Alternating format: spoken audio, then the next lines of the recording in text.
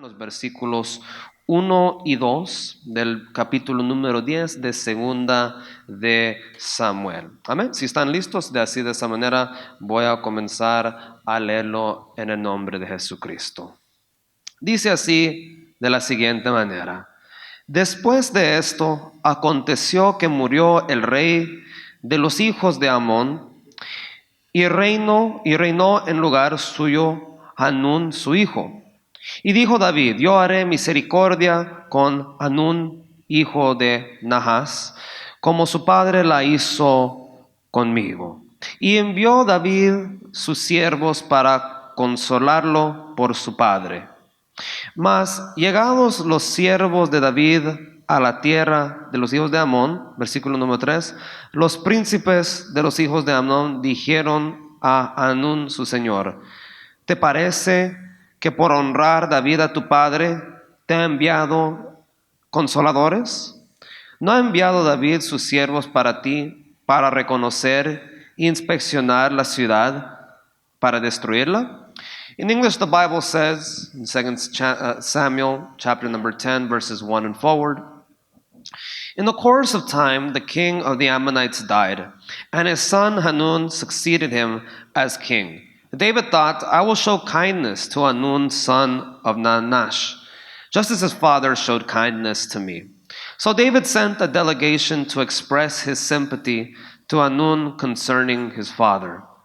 When David's men came to the land of the Ammonites, the Ammonite commander said to Hanun, their lord, Do you think David is honoring your father by sending envoys to you to express sympathy? Hasn't David sent them to you only to explore the city and spy it out and overthrow it? En este pasaje que vamos a estar leyendo hoy, we're going to be looking at a Bible story. And in this story, we have King David. And the chapter begins by explaining that King David, he was doing an act of kindness. Él estaba haciendo una obra, por decir, demostrando su simpatía, demostrando sus consolencias. Él estaba tratando de consolar a un rey que había perdido a su papá. O sea, su papá ya había muerto, y David quería demostrar su apoyo. He wanted to show his support. And I think it's really important that we look at that to begin with, because it sets up the tone of the story. Al comenzar este pasaje, vemos que es totalmente diferente del subtítulo. El subtítulo indica que iba a haber una guerra. The subtitle of this chapter indicates that there was going to be a war. Yet when we look at the beginning of the chapter, there is no hostility. There is no war. There is no conflict. There is no fighting.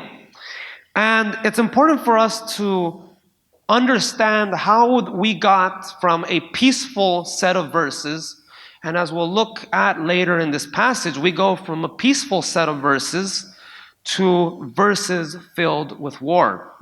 Como son varios, de antemano voy a hacer varios de los versículos en inglés para explicarlo en español también. Okay? So, in these verses, what we see is kindness. David había recibido apoyo de este rey que ya había muerto. Por eso quería demostrar su simpatía al hijo. Now, from the looks of it, there shouldn't have been a war. There shouldn't have been any conflict. There was no real reason for there to be a conflict in the first place. Pero como vamos a ver en el día de hoy, muchas veces los conflictos y los problemas comienzan de la nada. A lot of problems surge out of nothing. They surge out of thin air. Apparently it seems that way.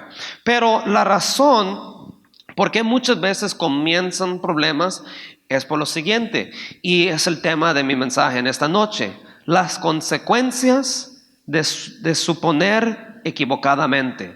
Las consecuencias de suponer equivocadamente. The consequences of making false assumptions. Amen? And so, why is that important?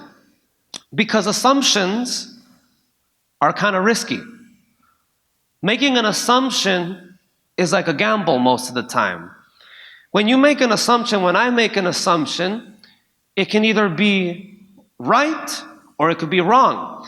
But even a step further than that, an assumption is very rarely based on something that we know for sure is true. Suponer algo muchas veces está basado en algo que no tiene un fundamento concreto, que no hay ningún respaldo de evidencia. There may not be a single shred of evidence to support our assumptions, and that's what makes it very risky and what makes it very dangerous. Aquí vemos que David tenía buenas intenciones. He had good intentions for why he was sending his servants to console this king. But we see that the people around him, las personas que él tenía al su alrededor, actuaron de una manera que no era muy sabio. They lacked wisdom. Why? Because their mind went directly to thinking that David had bad intentions, que David tenía malas intenciones. Es muy diferente tomar uno sus precauciones y que uno actúe sobre pensamientos llenos de paranoia. It's very different to take precautions than to act upon acts or thoughts rather of paranoia.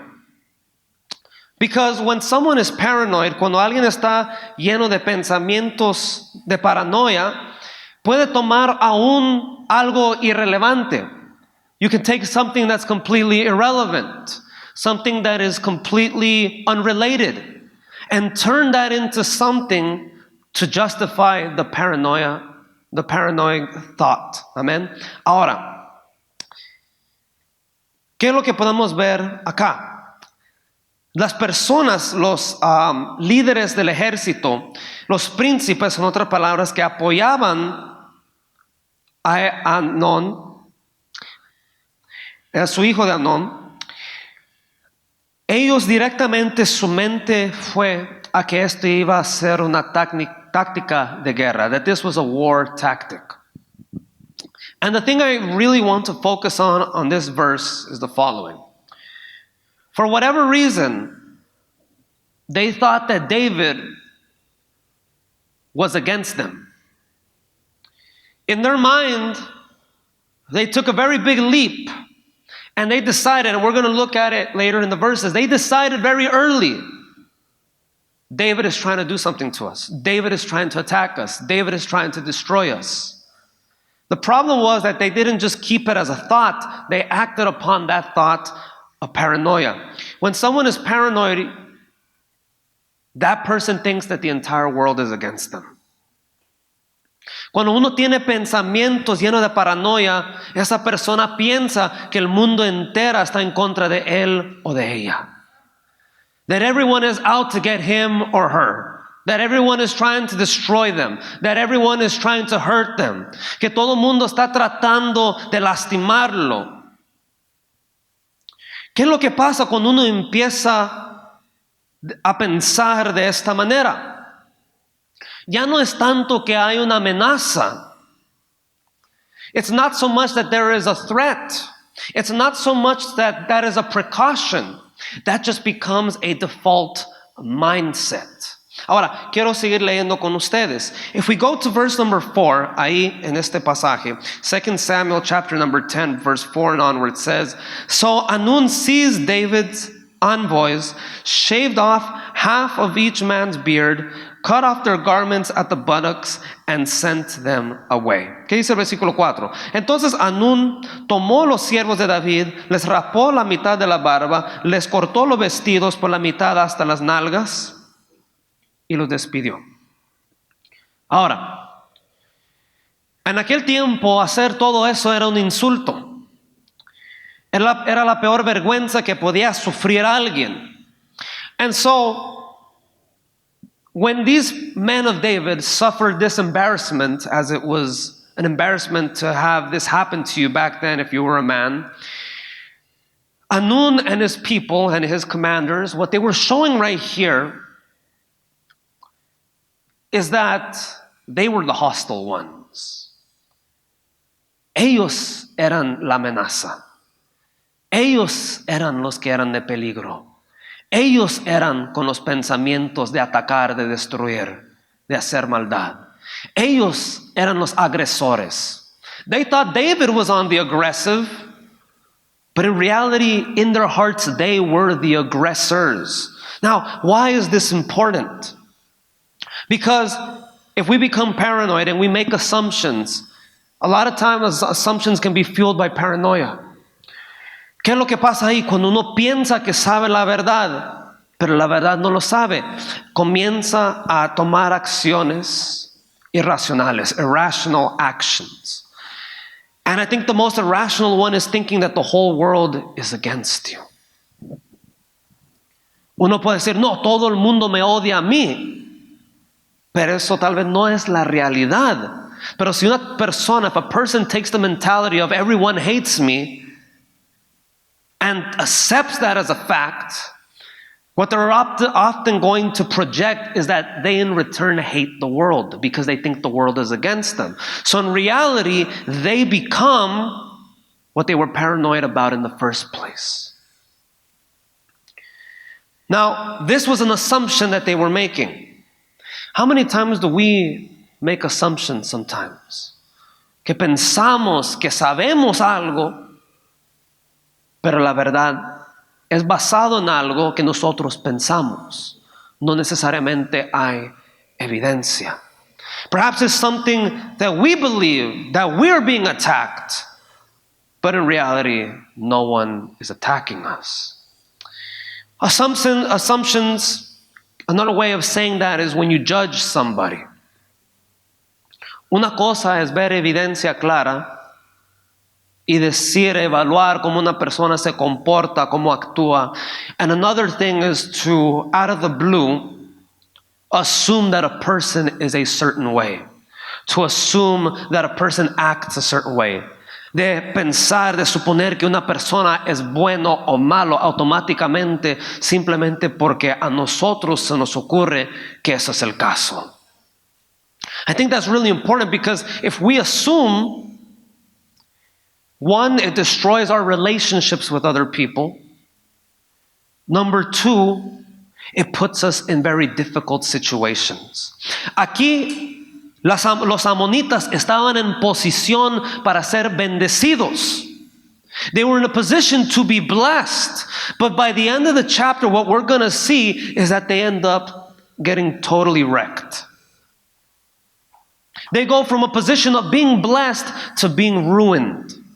And their relationship, not only with Israel, becomes destroyed, but even with the other nations around them as well. All because of an assumption that they made.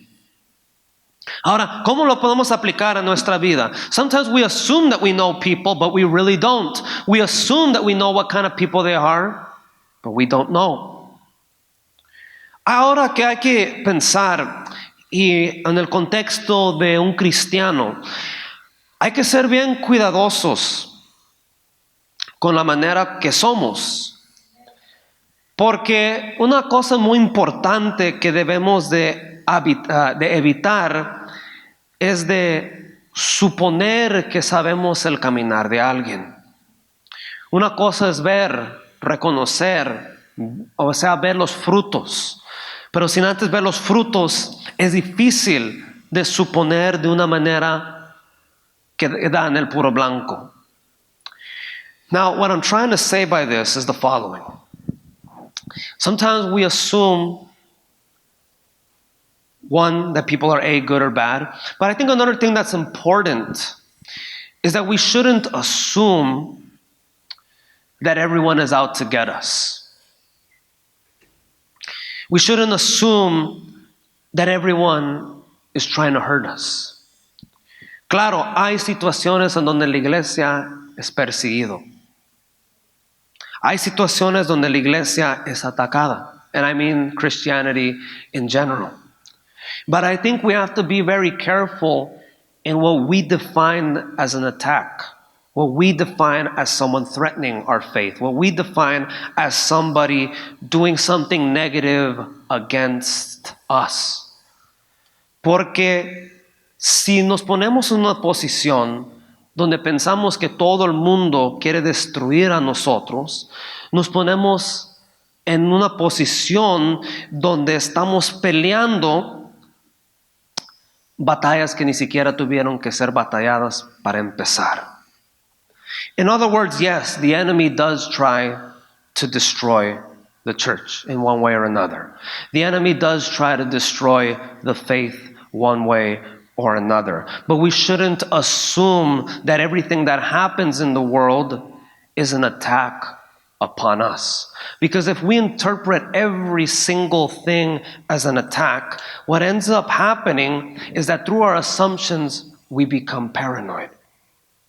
And when we become paranoid, we begin fighting battles that we could have avoided in the first place, brother and sister.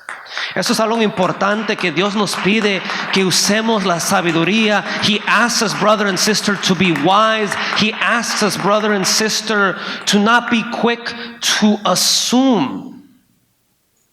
I think I gave an example a few weeks ago. You know, if somebody walks in through the door, sometimes we make it a quick, in the moment judgment or assumption that, oh, that person is struggling, or that person is in sin, or that person is lost. And they might be, but I think we lose the focus of it. It's not so much of making it a guessing game of who's who and what is what, but more importantly, blessing others, helping others. Because if we help others, even if they are lost, even if they are in sin, even if they are X, Y, or Z, if we help them, then even if we were right to begin with, that becomes irrelevant. Why? Because they have been saved by the blood of Jesus Christ. In other words, a blessing from God, or when God acts, it prevents the need to assume. Now, quiero ver cómo pasa acá todo esto. I'm going to go to verse number 5 and I'm going to read forward.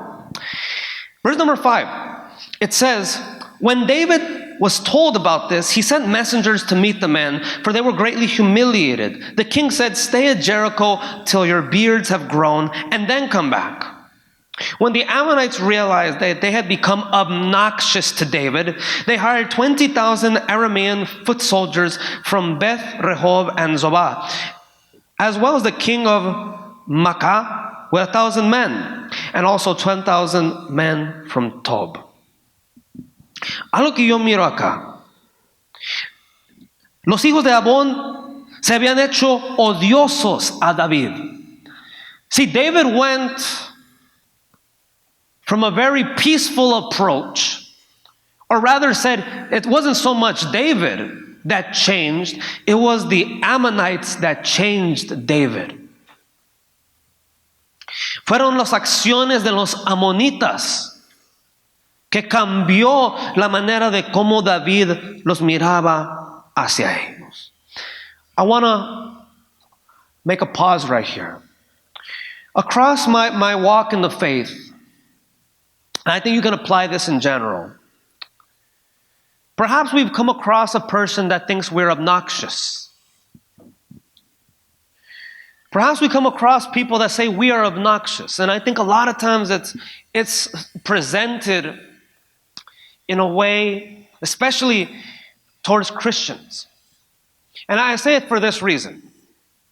You know, I've heard it that all Christians are obnoxious. And I think it begs us to ask an important question. Why do people think that Christians are obnoxious? Why does that stereotype exist? Why do people think we're annoying? Why do people not like us? I think, yes, they're like, yeah, el mundo está en contra de nosotros. Yes, I understand that, but we have to ask ourselves, why? Why are we obnoxious? Why do people see us as obnoxious? ¿Por qué la gente nos mira con resentimiento? Es una pregunta importante.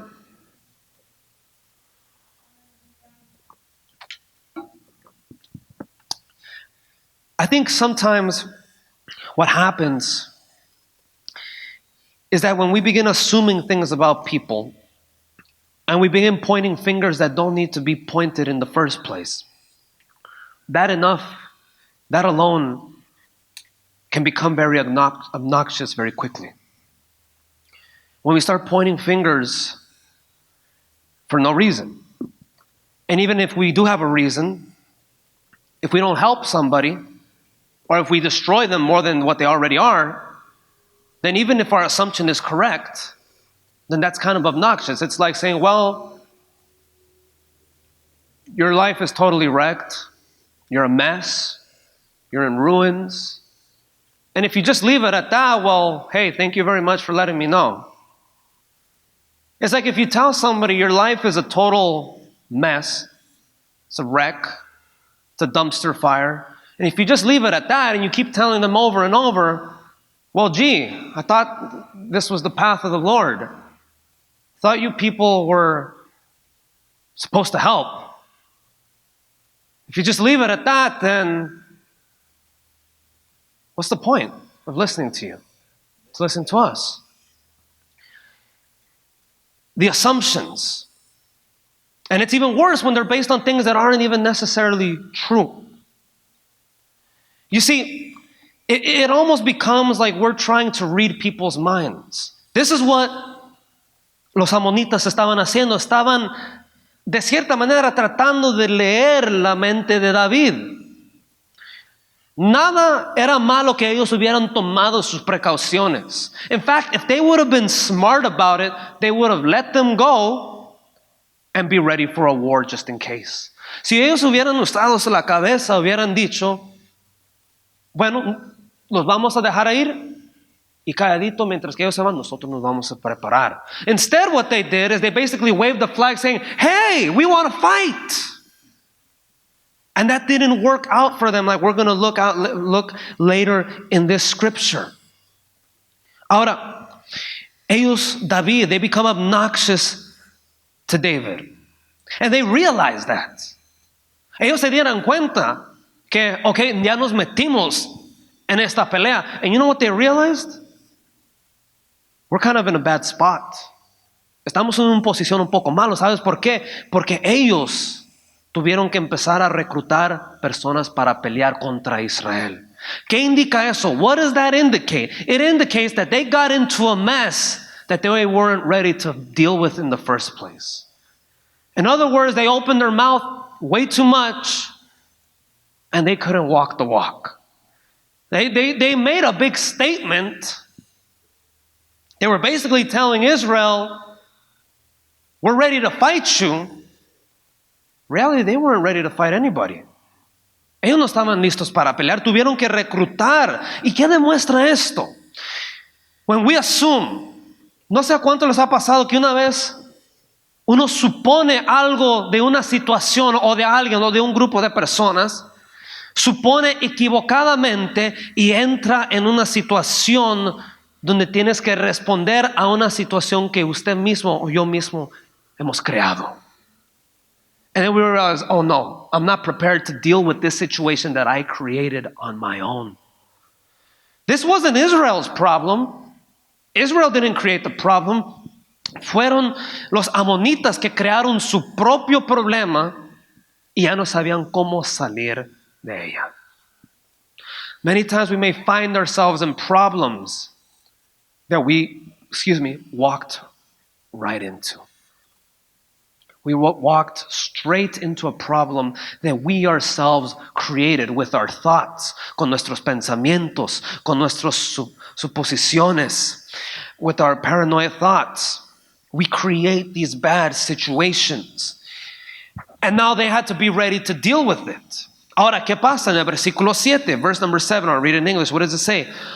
On 2 Samuel chapter number 10, verse 7. Aquí estamos en el libro de 2 de Samuel, capítulo 10 y el versículo 7. ¿Qué dice acá? On hearing this, David sent Joab out with the entire army of fighting men. The Ammonites came out and drew in battle formation at the entrance of their city gates, while the Arameans of Zobah and Rehob and the men of Tob and Makkah were by themselves in the country. ¿Qué es lo que vemos acá? David respondió. He mobilized his own army too. And so what we see is this spinning of the gears. Que la batalla se empieza a preparar. Las preparaciones están hechas para esta pelea. And we see that all of this shifting, all of this moving around, all of this mobilizing of forces, all of this tension and preparation began because of a bad assumption. A lot of times, there is a road to go from action A to action B. There's a road that has to be taken. And the unfortunate thing is when it begins because of an assumption that was done incorrectly. Ahora los amonitas no podían decir, bueno, ¿por qué se está movilizando el ejército de Israel? In other words, brother and sister, if we assume and we cause situations because we assumed, we can't then say, why are people responding to me this way? Why is the situation going like this? Why are things not looking so good for me? Well, obviously people are going to react. Situations are going to happen. When there's an action, there's usually going to be a reaction.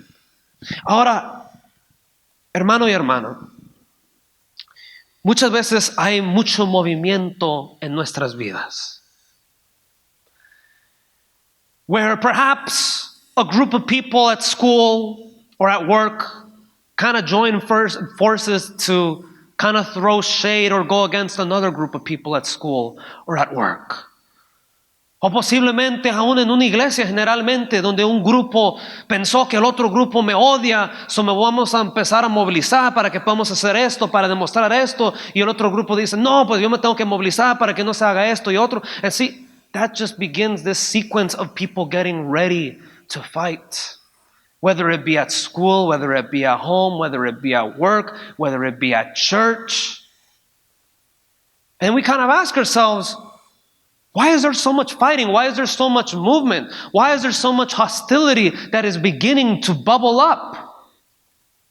You can tell at work when issues are beginning to bubble up. Tú no se puede dar cuenta en el trabajo cuando las situaciones están empezando a demostrar, donde hay it's bubbling up, burbujeando, no sé si es la frase que se usa en español, pero se puede ver que algo se está frotando. Se puede ver ese veneno, esa enemistad. And now we could ask ourselves, why is that happening?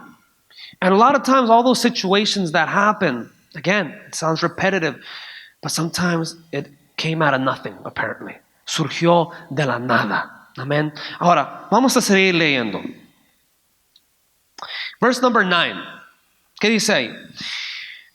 Joab saw that the battle lines were in front of him and behind him. So he selected some of his best troops in Israel and deployed them against the Arameans. He put the rest of the men under the command of Abishai, his brother, and deployed them against the Ammonites. Joab said, if the Arameans are too strong for me, then you are to come to my rescue. But if the Ammonites are too strong for you, then I will come to rescue you. Be strong. Let us fight bravely for our people and the cities of our God. The Lord will do what is good in His sight. Yo me pongo a pensar en esto y medito en esto. That sometimes we end up doing the thing that we thought people were going to do to us. We think that people are preparing to hurt us. But because of paranoia thoughts and because of assumptions, we end up preparing to hurt others. ¿Qué es lo que vemos acá? Los amonitas tenían miedo de que el ejército de David se estaba preparando para atacar su ciudad. Pero ¿qué vemos acá? Ellos rodearon al pueblo de Israel. They surrounded the people of Israel. In other words, they were doing what they feared what others would do to them.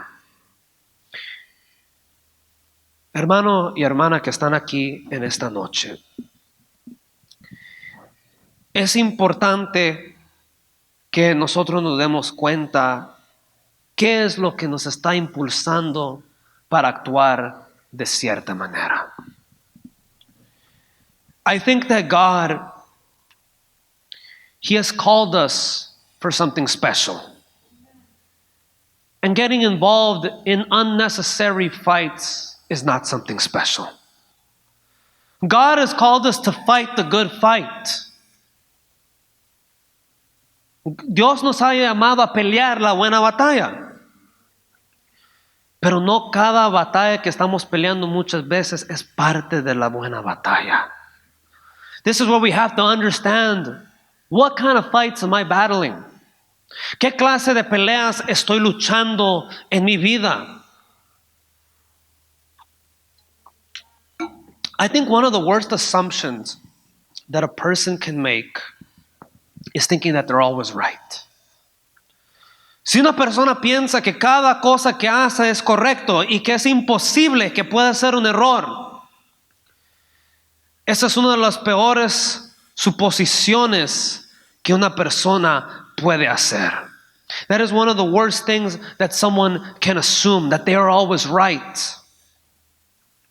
Or to assume that God is always on their side regardless of what they do. That becomes a very dangerous territory.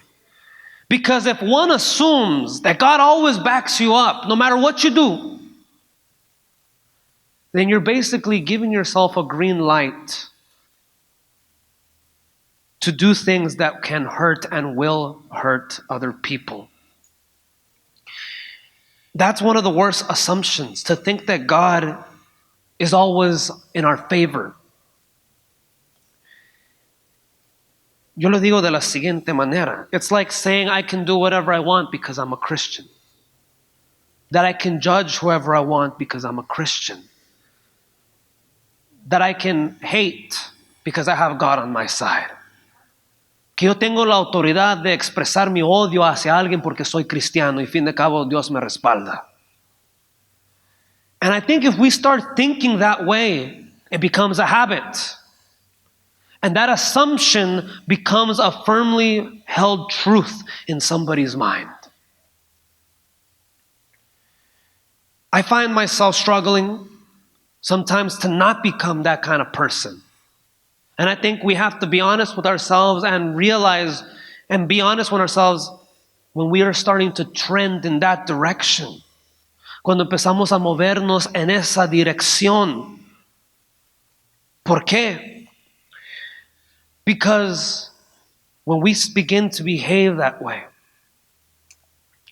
when we begin to behave in that way, ¿cuántas personas podemos ver en la Biblia que ellos firmemente pensaron que estaban haciendo lo bueno?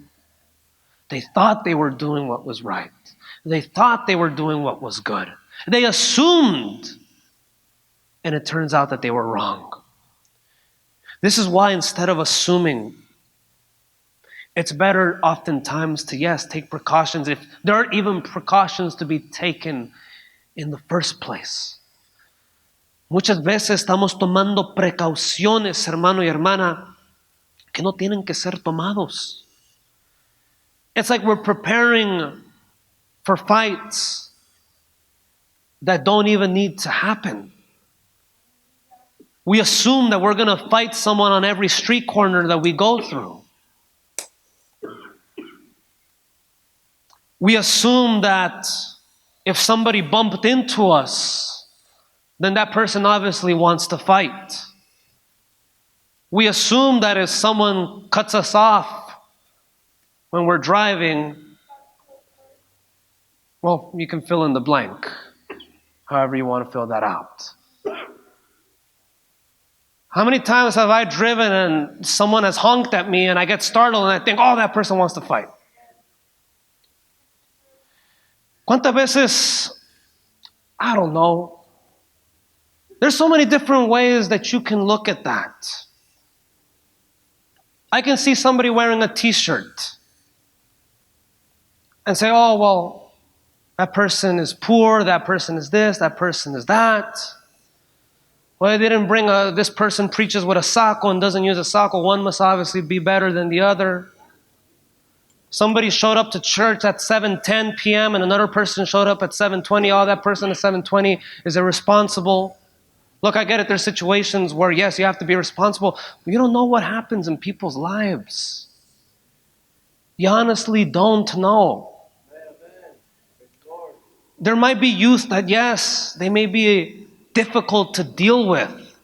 There may be people that are difficult to deal with. But you don't know what's going on. You just really do not know. And I think the best thing to do in that situation, a lot of times, brother and sister, la mejor cosa que una persona puede hacer es dejar que simplemente la situación se desarrolle. Let the situation develop itself. Let the situation play itself out. That doesn't mean you have to don't be ready for things to happen. But oftentimes what we'll find out is that there was no need for something to happen in the first place, brother and sister. I remember one time I was in my college years and a classmate from class playfully wanted to startle me. And out of pure instinct, I remember this person sneaking up on me from behind. And I remember just seeing it out of my mind. And my instinct was, oh no. And I began to cock my elbow backwards to strike whoever was behind me.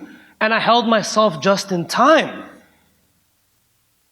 And that's something I never forget. You know why? Because in my head at that moment, I went quickly to immediately fighting mode. Y a veces así somos, tal vez no con puños or with elbows or with blows, but with our words, with our mentality, with our way of looking at people, with the way of thinking about people. Even the way that we look at the news. Now I know that people might get mad, but when you look at the news, just try to see what they're actually talking about. Okay? Because a lot of times we may think that something is the end of the world or it represents that they're trying to take away our freedom when in reality, it's just a part of life. We just have to be, again, don't assume. If you're really that worried, pray to God about it. Órale a Dios. I think the best thing that we can do sometimes is to say, God, I'm paranoid. Jesucristo, mi mente está lleno de pensamientos, lleno de paranoia. Pienso que todo el mundo me quiere destruir. Miro a todo el mundo como mi enemigo. I see everyone as a threat to me. I think everyone hates me. I think everyone's going to hurt me. I think everyone's going to do this to me, that to me. Y cuántas veces no creamos planes grandes de cómo las personas nos van a atacar, cómo nos van a destruir. Y muchas veces esos planes nada que ver. How many times it's happened to me where you plan how somebody is going to attack you and there is no plan in the first place? Pensamos que la otra persona o el otro grupo tiene un plan para destruirnos, pero ese plan, la única razón que existe es porque nosotros mismos lo pusimos en movimiento muchas veces. And I think it's important that we do not end up like that. Ahora, vamos a seguir leyendo. Verse number 13. It says, Then Joab and the troops with him advanced to fight the Arameans, and they fled before him. Verse number 14. Segundo de Samuel, capítulo 10, versículo número 14. I'll read it in English. When the Ammonites realized that the Arameans were fleeing, they fled before Abishai and went inside the city. So Joab returned from fighting the Ammonites and came to Jerusalem. ¿Qué es lo que miro acá? Los amonitas habían conseguido a los soldados de otro ejército para que pelearan. Pero cuando vieron que los soldados de ese ejército fueron derrotados, ellos ni siquiera pelearon, corrieron. Now, why is that interesting to note? Do you ever regret being in a problem that you know you could have avoided from the beginning? I think many of us have been in that situation. We know we could have easily avoided a problem. Easily. And then we regret that we could have avoided it. The tough part is a lot of times there is no backing out of it. There is no backing out of that situation. Yes, you can change your mind, but when you cause damage, when we cause an issue to be, very times it's very difficult to back out without there being consequences. Again, God leaves these stories in the Bible. That's why I love these stories. Porque en estos pasajes podemos ver los errores de muchas personas. We can see the mistakes that people made and not fall into those mistakes. You see, the Ammonites, when they saw their buddies get defeated in the war, they were like, yeah, this is not going to end well. It was supposed to end well. All this was David sending a few people to tell some guy, hey, we're sorry about your dad dying. And it turned from that into a war with a bunch of people getting killed. Dios no quiere que hagamos nuestros problemas más grandes de lo que son. Tú y yo tenemos problemas en nuestras vidas. And those problems are enough to begin with. Tú y yo venimos cargados a este lugar. A lot of us come to this place with heavy burdens for one reason or another. And I think the last thing that God wants His children to do is to add a burden that we did not need in the first place. Aquí vemos que hubo una derrota and they fled. Verse number 15, ¿qué dice ahí? After the Arameans saw that they had been routed by Israel, they regrouped. Hadadezer and the Arameans brought from beyond the Euphrates River. They went to Helam with Shobak, the commander of Hadadezer's army, leading them. This is something I want to focus on the last few minutes. Ellos, en vez de admitir su error y mejor retroceder, siguieron en su necedad de seguir peleando. One of the hardest things for us to admit is we're wrong. That's a tough thing to do. Because it takes a lot of guts to admit that you're wrong, that I'm wrong. It's not easy to do. Pero algo que yo miraba acá es que muchas veces when we assume things, that's why I said they become firmly held beliefs. Firmly held. Nothing will change it. When it comes to our faith, that is when we should hold on firmly. But when it comes to theories, or rather said, conspiracy theories, and I mean to this in general, because conspiracy theories don't necessarily have to be things that are seen in the news. They can be things that we believe in our own relationships, in our own circles, in our own paths and walks of lives, in our own situations. The Bible gives us the following advice to a certain degree. It's okay to not hold on to certain beliefs. When it comes to our faith, of course, we hold on to that firmly. But when it comes to other things in life, like situations, we should at least be willing to at least consider the possibility that we're overthinking it. Consider the possibility that maybe this is a little bit too far reached. De considerar la posibilidad de que, bueno, tal vez esto es un poco improbable que haya ocurrido.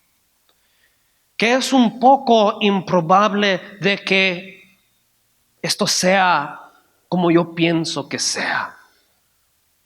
This is why sometimes we see people that firmly believe onto things, and no matter what they see, they don't budge. And again, you can take that however it is that you're going to take that. But again, I guess it's important to consider information, to consider the situation. Ahora, lo que vamos a ver acá en este pasaje is that they regrouped. Ellos de cierta manera se unieron una vez más para pelear una vez más. Lo que estaba pasando acá es que era una pelea perdida. Sometimes the other assumption that we can make is that we can fix a problem that we know really has no fixing. That we can force something to be fixed that cannot be fixed. Mejor dicho, que podemos hacer de que una de nuestras necesidades funcione. Because, brother and sister, you can take an assumption against a person, for example, and you can find a way to hate somebody. Even if nobody gives you a reason to hate them, if you try really hard, you can do that. You can make yourself believe that you can hate somebody. Voy a dar otro ejemplo. You can take a conspiracy theory and you can weave it in a way that you can force it to sound logical, despite how illogical it may be. En otras maneras, así es la mente humana, que se convence de que puede transformar su necedad en una realidad. Y muchas veces lo que vemos que se está pasando en el mundo, personas con sus propias verdades tratando de empujarlo para que sea una realidad according to them. And I really ask ourselves, we have to ask ourselves, brother and sister, is it worth it? You can take whatever position you want on certain things, but ask yourself at the end of the day, is it worth it to fight that hard over something that could possibly be false? I think that's something that we have to ask ourselves. Because if we look at a lot of the problems in our lives, we can realize that maybe a lot of them are not worth it. What does it mean to regroup? Yo creo que en otra oportunidad voy a seguir tal vez con otro tema relacionado a esto. Casi vamos terminando. Pero quiero que leamos. Maybe I won't get to the full point, but at least we'll touch the end of the passage. What does it say in verse number 17? Versículo número 17 de 2 de Samuel capítulo 10. ¿Qué dice? When David was told of this, he gathered all Israel, crossed the Jordan, and went to Helam. The Arameans formed their battle lines to meet David and fought against him. But they fled before Israel, and David killed 700 of their charioteers and 40,000 of their foot soldiers. He also struck down Shobak, the commander of their army, and he died there. When all the kings who were vassals of Hadadezer saw that they had been routed by Israel, they made peace with the Israelites and became subject to them. So the Arameans were afraid to help the Ammonites anymore. ¿Cómo terminaron los amonitas? Perdieron la pelea. Sus alianzas perdieron la guerra también.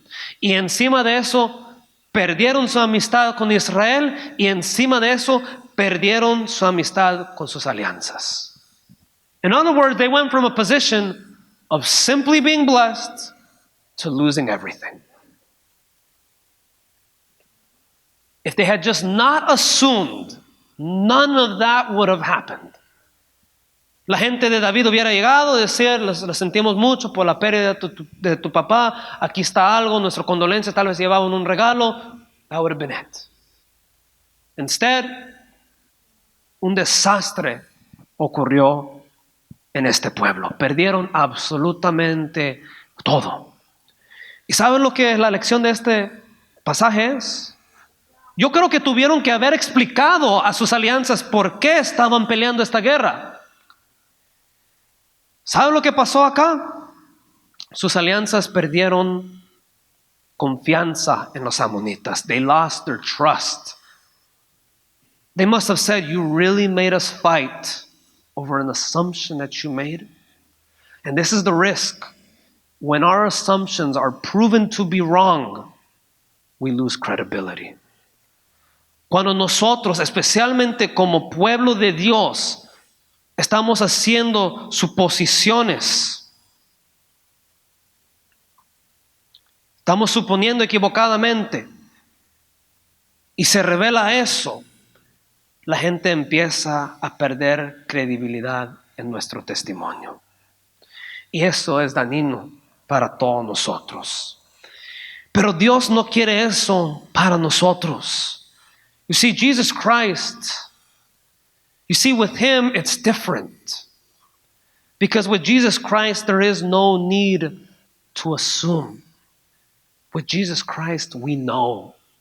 Con el Señor Jesucristo no hay que suponer. Nosotros podemos tener convicción y certeza de lo que tenemos en nuestro Dios, el Señor Jesucristo. We can be sure of what He has written is truth, that what He shows us is right, de lo que Él nos demuestra es el verdadero camino que nosotros tenemos que caminar. Yo creo que para nosotros, para mí incluido, este pasaje fue de mucha bendición, fue una lección para nosotros. It was a lesson for all of us. And I hope that for those of us that were here today, los que estuvieron viendo también, que haya sido de bendición. Nos vamos a poner de pie y vamos a hacer una oración.